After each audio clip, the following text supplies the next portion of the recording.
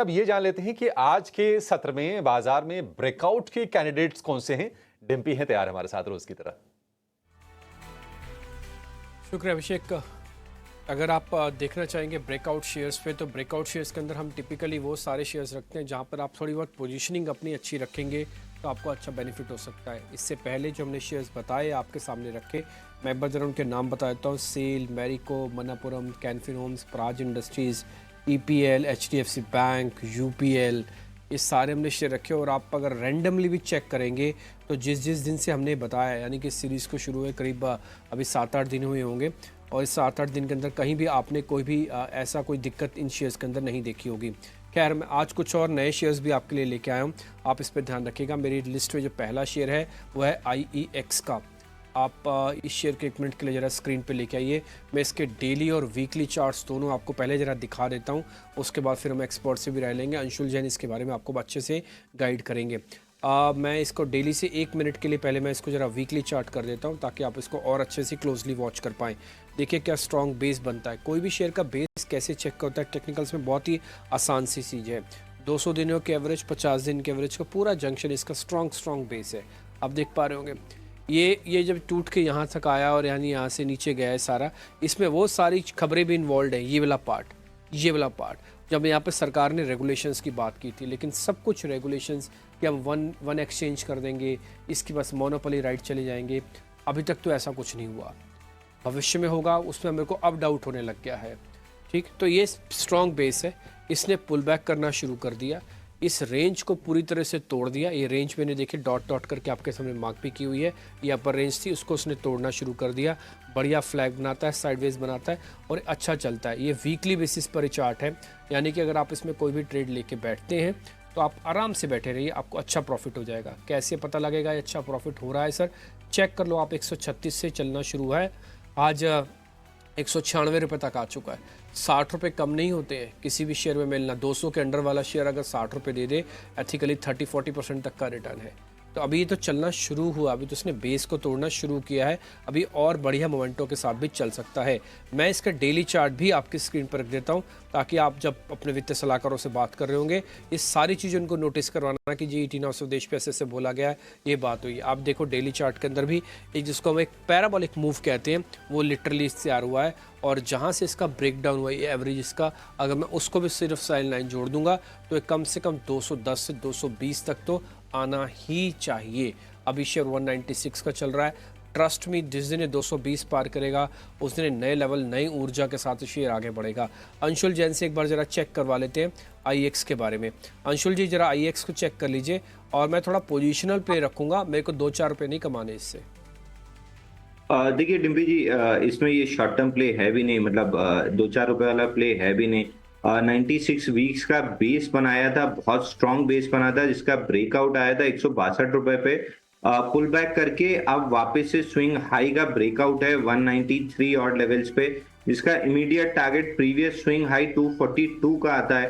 तो यहाँ से अगर लॉन्ग करके चलते हैं और अगर 2 से 3 महीने का समय देते हैं, बहुत आराम से ये स्टॉक 242, 245 अपना प्रीवियस जो स्विंग हाई था, टू बी प्रिसाइज 243.80 4 अप्रैल 2022 को बना था वीकली चार्ट पे, ये लेवल टेस्ट करता हुआ दिखेगा। तो बिल्कुल स्ट्रॉन्ग बेस के साथ ब्रेकआउट दिया है, करंट मार्केट प्राइस से बाय करना चाहिए। अगर कोई डिप मिल जाती है 180 रुपए तक तो फिर ऐड भी करना चाहिए, और आराम से होल्ड करते हैं तो 245 तक के टारगेट मिलेंगे। ठीक है, 180 से लेकर 225 के बीच की रास्ता हो गया तय। आप खड़े हो 196 पे 5 रुपये सस्ता, 6 रुपये सस्ता मिल जाए और अच्छा है।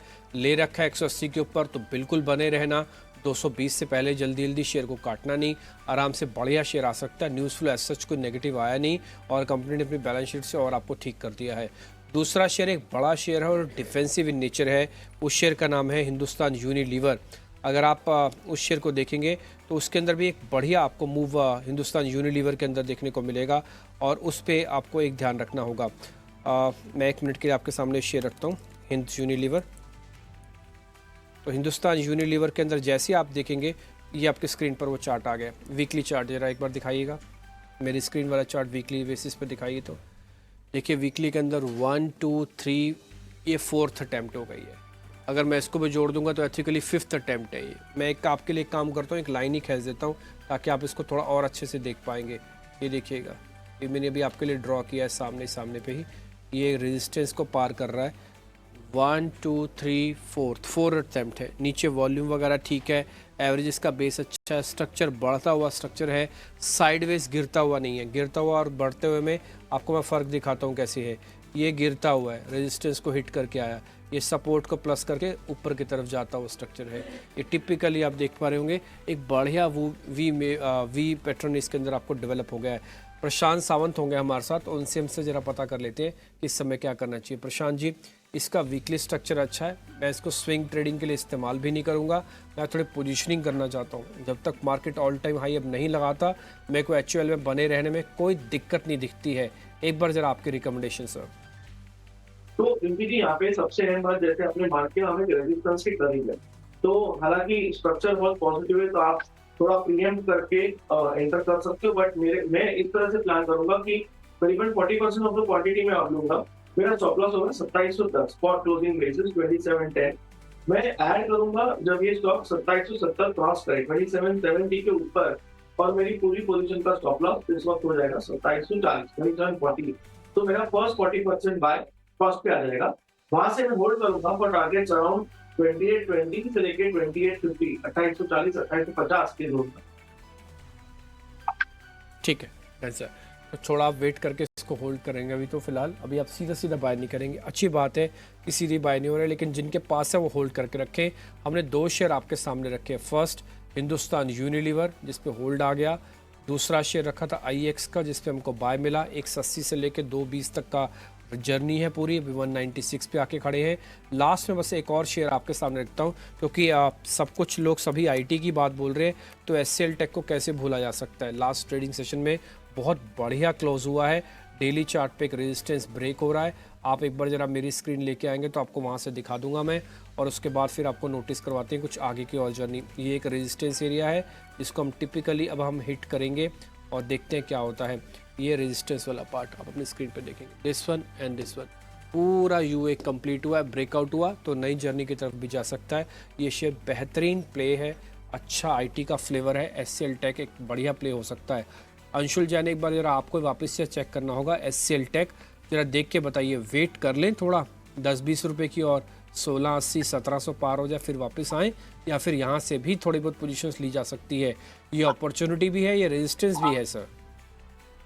डिम्पी जी, और रेसिस्टेंस से ज्यादा ये अपॉर्चुनिटी दिख रही है, क्योंकि लास्ट वीक की अगर वीकली कैंडल देखें तो एक्सट्रीम बुलिश नोट पे क्लोज हुई है, और ब्रेकआउट के साथ ही क्लोज हुई है। 26 हफ्ते का बेस है जहां से ब्रेकआउट आया है, कप हैंडल है, तो यहाँ से प्रोबेबली अगर ये टारगेट अपना कंप्लीट करता है तो 2050 इसका टारगेट आता है कप हैंडल का। इसमें लगेगा 2-2.5 महीना लग सकता है, स्टॉक में बड़े फ्लोट का स्टॉक है, तो 2 से 3 महीने का व्यू लेते हुए स्टॉक को बाई करना चाहिए। करंट मार्केट प्राइस से 2050 का इमीडिएट टारगेट लेना चाहिए। ठीक है, इस मार्केट में आपको आपाधापी नहीं करनी है, बढ़िया बढ़िया शेयर को छांटना है, समझना है, प्लस करना है। मार्केट चाहे ऊपर हो या ज़्यादा नीचे हो, वो बढ़िया शेयर आपके पोर्टफोलियो को एक अच्छा रिटर्न देने की कैपेसिटी रखते हैं। तो इसी कैटेगरी के अंदर हमने आपको यहाँ सारे शेयर्स बता दिए, तीनों के तीनों। IEX 220 के लिए, HUL को प्रशांत जी ने होल्ड करवा दिया, यानी कि नए वालों को आना नहीं है, पुराने वालों को जाना नहीं है। और एक HCL टेक के अंदर आपको थोड़ा समय लेना है, ये पैटर्न पूरा कब का प्रिपेयर्ड है। हैंडल वाला कैप अभी हिस्सा बनना बाकी है, जो कि अच्छे से मूवमेंट देगा, और उसके बाद आपको HCL टेक से भी अच्छा प्रॉफिट आ सकता है। तो इसमें शॉर्ट मत करना, अभी इन तीनों शेयर्स के अंदर दम काफ़ी है, चलने की कैपेसिटी काफ़ी ज़्यादा है।